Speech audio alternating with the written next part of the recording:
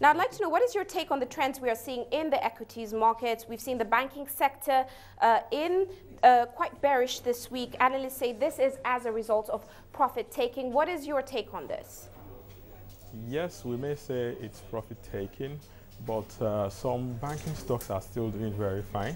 I see that UBA and Zenith closed higher than they closed yesterday.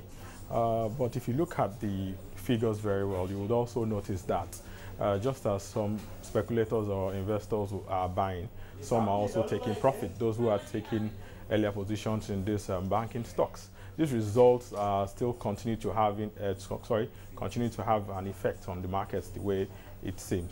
And then other stocks that are not doing too well are Nestle and Nigerian Brewery dropped very significant prices today.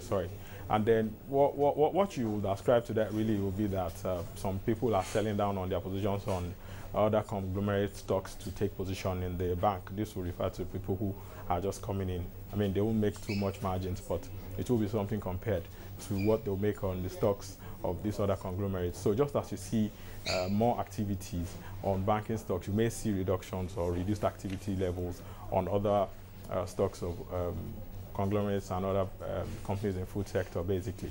One other issue is the issue of confidence in the market. The probes being carried out by the House, the Parliament in the Nigerian polity itself would affect the market some way or the other. People who initially wanted to go a quarter long, I mean staying more than 3 months long in positions, would probably prefer to jostle and diverse their portfolio as much as possible, basically. So these are factors affecting the level of activity. The most active stock today was UBA, and people still find it very attractive because of its price-earning ratio. It's still lower, and that makes it undervalued compared to its peers, top 4 banks. Okay, well, let's shift our focus to the money market, Bankole. Now, we've seen some tightness in terms of liquidity this week. We saw the overnight lending rate at 15%.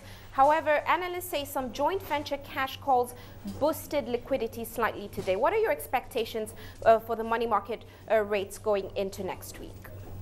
Okay, cash calls actually came in yesterday at around 3 o'clock. I mean, despite the difficulties we've had from moving monies from into and out of the Federation's account.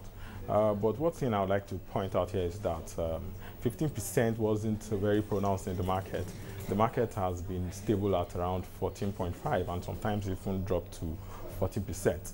And this is because of the strategy being adopted by the government in itself. We've seen that money inflows into the economy right now does not come the way it used to. I'm referring to like 6 months away or all through last year, when federal allocations and other personnel cost payments will be paid around a certain period of the year. Right now, money is coming on a daily basis, week on week. We have inflows from federal government. So this allows for spread, and then, I mean, it simply means that the system is more liquid than we used to have.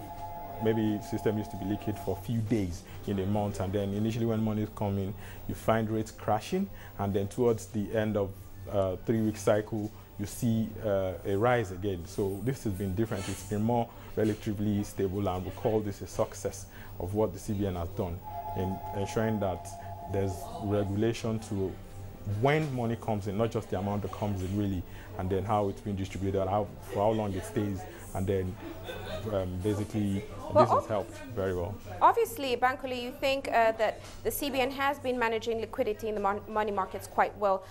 Tell me more about because we know one of the things that they use regularly is the open market operations. How have things been going with the open market operations? Yes, the OMO operations have been quite excellent too, because just like I said earlier, rates have hovered around 14. In fact, rates would have probably dropped from the 14.5 levels, if not for the rate at which 12 MPR has stayed.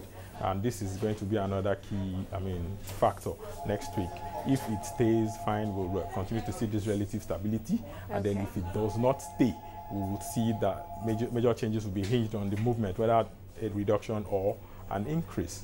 But okay. OMO in itself, there have been no OMO this week, but OMO has been used effectively to mop excess liquidity.